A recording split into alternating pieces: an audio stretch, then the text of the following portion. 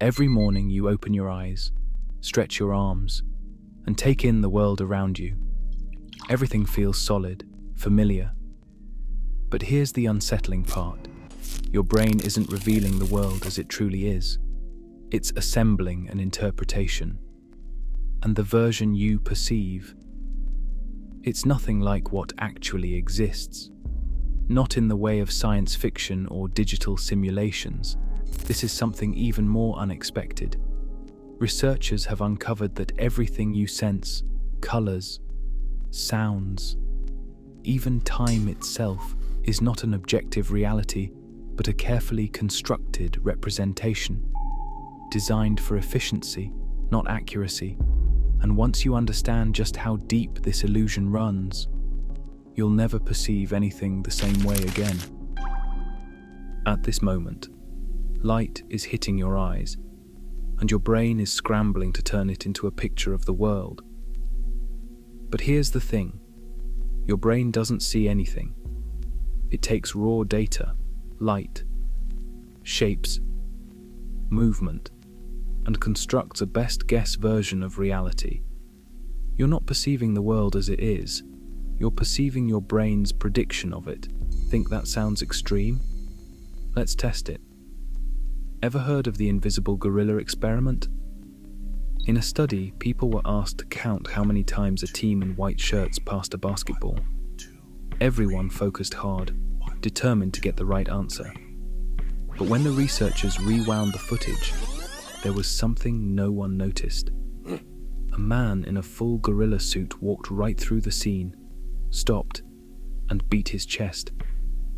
And almost no one saw him. Not because their eyes didn't pick it up, but because their brain erased it. Your mind isn't interested in showing you the world. It's interested in what's useful to you at that moment, which means reality isn't what you see. It's what your brain decides you should see. Right now, there's a hole in your vision, a literal blind spot where your optic nerve connects to your eye. There's no data coming from that part of your sight, but do you see a black void, a glitch in your vision? Nope. Your brain just fills in the gap, like an overconfident Photoshop editor, copying and pasting nearby colors and patterns. And you never notice. Now think about this. If your brain is patching up reality in ways you don't even detect, how much else is it faking? Ancient non-duality teachings point to this exact realization. The world you experience isn't the world. It's a mental projection. Ever had a dream so real that, for a moment, you couldn't tell if you were awake or not? That's your brain doing the exact same thing it does when you're awake, constructing a reality. The only difference? Waking life is a more persistent illusion. Your brain is constantly deleting information. Right now, your senses are overwhelmed with data, traffic, background noises, fabric, temperature changes, wind, the feeling of your clothes on your skin. breathing. But your brain throws most of it away and only keeps what it thinks is important. This is why eyewitness testimonies are so unreliable. People swear they saw something happen a certain way, but when you check the footage, they were completely wrong. Not because they were lying, because their brain rewrote the memory to fit what they expected to see. This is why two people can remember the same event in totally different ways, because neither one actually saw reality. They saw their edited version of it. And if your memories are unreliable, and your perception is just your brain's best guess, how much of your life has actually happened the way you think it did? You see red, you see blue, you see green. But what's really happening is that your brain is creating those colors. They don't exist outside of you. Out in the real world, there's no such thing as color. There are only wavelengths of light. Red, just a particular frequency of electromagnetic waves. Blue, another frequency. Green, same thing. Your brain invents color to help you make sense of those different wavelengths. If your brain was wired differently, an apple might look blue instead of red. If you were colorblind, it might look gray. So, who's seeing reality? The person who sees red? The one who sees blue? None of them, because color is just a mental overlay.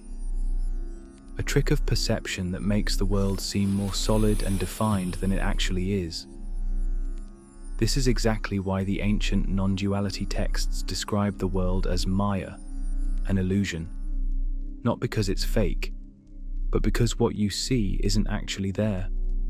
Your brain is painting reality for you. But what's underneath the painting? What's actually there before your mind interprets it? The answer? No one knows. And that's the wild part. Everything you've ever experienced has been filtered, altered, and reconstructed by your brain. You've never actually seen raw reality. No one has. Even science can't tell us what the world is like when it's not being observed. Because the moment you look, your mind translates it into something familiar. So if the colors, the shapes, the sounds, if all of that is just a mental overlay, then what's left? Only one thing. Awareness itself. It gets even more surprising. You think you're experiencing reality in real time? Think again. Your brain takes about 80 milliseconds to process what you see. Every moment you experience has already happened before your brain puts it together. And what's even more unexpected? Your brain compensates for this delay by predicting what's about to happen. It's not just showing you the past. It's making an educated guess about the future and adjusting your perception accordingly. Ever mishear a word, then suddenly your brain corrects it a split second later? That's proof. Your brain rewrites the past on the fly to make sense of things. Ramana Maharshi, one of the clearest voices in non-duality, asked a simple but radical question. If past and future exist only in the mind, where is time? The answer? Nowhere. Time isn't an absolute. It's just another mental construct, a way your brain organizes experience. That's why in deep meditation, when thought stops, time disappears.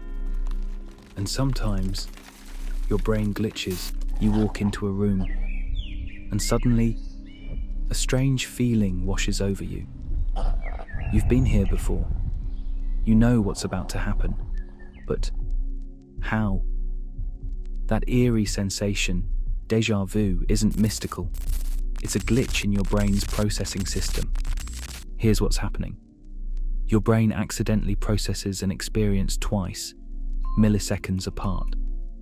The second time, it mistakenly tags the moment as a memory instead of the present. So instead of experiencing now, you feel like you're recalling something from the past, even though that moment has never happened before. And what makes this even more unbelievable? If déjà vu proves your brain occasionally mislabels time, how often is it getting things slightly wrong in ways you don't even notice? Could your entire sense of past be just a reconstruction, a story your brain keeps rewriting? And if time itself is unreliable, what does that say about your entire experience of reality? Neuroscientist Anil Seth said it best. We don't passively perceive the world, we actively generate it. Think about that. Your brain isn't seeing reality. It's taking scraps of sensory input, filling in the gaps, and generating an experience that just happens to be consistent enough for survival. The only difference between this and a dream? More sensory data. This is why hallucinations feel completely real to the people experiencing them, because to the brain, they are real. Which raises the ultimate question.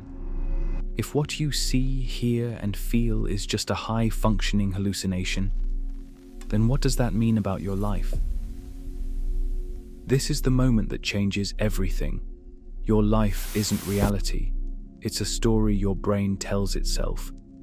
Right now, your mind is stitching together memories, expectations, and sensory input to create a seamless experience. But here's the problem. Your brain is a terrible historian. Every time you remember something, your brain rewrites it based on what you believe now. This is why memories aren't just unreliable. They're constantly being rewritten. Two people can recall the same event in completely different ways, not because one is wrong, but because each brain reconstructs the past based on its own filters and biases. Think about what this means. The past you remember isn't real. It's a mental reconstruction, rewritten every time you recall it. Your perception of the present isn't direct experience. It's just your brain's best guess based on limited information. And the future? That's nothing more than an illusion your mind projects forward, filling in the gaps before anything even happens. If your memories are stories, and your present experience is a simulation, then what exactly is real? This brings us to the most important realization of all. If everything you see, hear, and remember is just your brain's best guess, does that mean reality doesn't exist? Not exactly. It just means you never experience it directly. Think about it. The world isn't made of colors, sounds, or even time. It's just raw information, and your brain is the artist, constantly painting over the truth to make it understandable. The good news is, once you realize this, you can start questioning everything. Sri Ramana Maharshi, who spent his life guiding people toward direct experience, gave a simple but powerful pointer. Ask yourself, who is the one experiencing all this? If everything you experience is just a simulation in your mind, then who is watching the simulation? Who is aware of the illusion? That awareness, the thing that doesn't change, that watches your thoughts, your memories, your entire experience. That is the only real thing. And what's even more fascinating, that awareness isn't yours. It's not personal. It's not your consciousness. It's just consciousness itself, the same one behind every set of eyes, appearing as every experience. When you see this clearly, the illusion falls away. You realize you were never the character in the dream. You were the dreamer all along. Now that you know your reality isn't real, what else have you been blindly believing? If your senses, your memories, and even time itself are fabrications, what else is keeping you trapped in a world that never truly existed? And more importantly, what happens when you wake up? Remember the invisible gorilla experiment we talked about earlier? To prove just how easily your mind filters reality, we hid a pink gorilla somewhere in this video. Did you notice it? If not, watch it again and see if you can find it. Drop a comment with where you saw it. Because once again, your mind has tricked you, filtering reality however it sees fit.